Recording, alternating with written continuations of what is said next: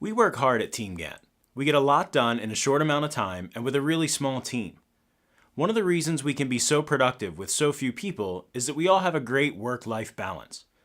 Now, I realize that work-life balance can be a bit of a hot-button topic, but it's a core value of TeamGantt, and we wouldn't be as successful as we are without keeping that balance intact. So our ears perk up a little bit when we hear things like work-life balance doesn't exist.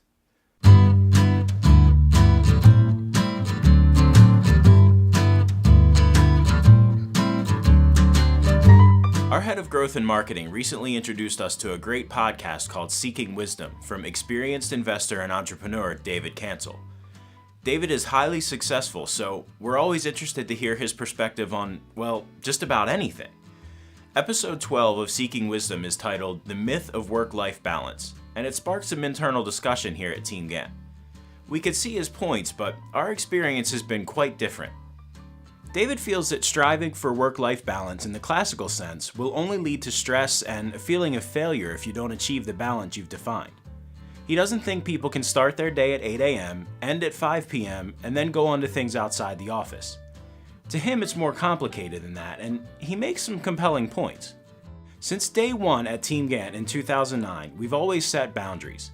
There was a clearly defined time when we would work, and we're still this way today, and we love it. Nathan starts his day at 8:15 and ends at 5. The rest of us in the company have similar schedules. We encourage a set schedule for everyone. It doesn't have to be the same schedule as the rest of the team, but it should be relatively consistent. It's important to have a set start time and then be able to turn off at the end of the day. Being a remote company makes this structure even more important since we don't have a commute to physically separate us from the work.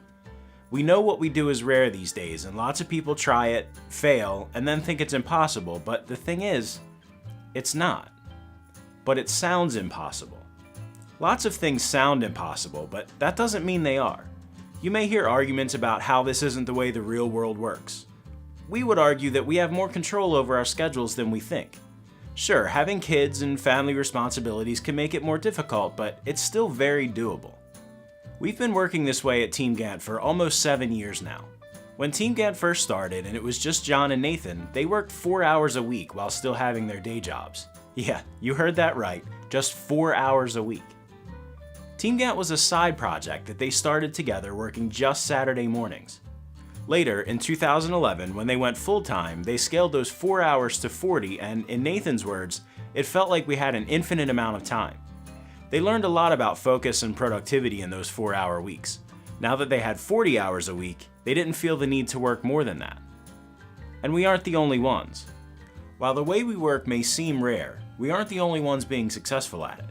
Treehouse, who is a TeamGantt customer, is exploding, and they only work 4 days a week. What do you think? Is a healthy work-life balance possible? Let us know in the comments. We'd love to hear from you.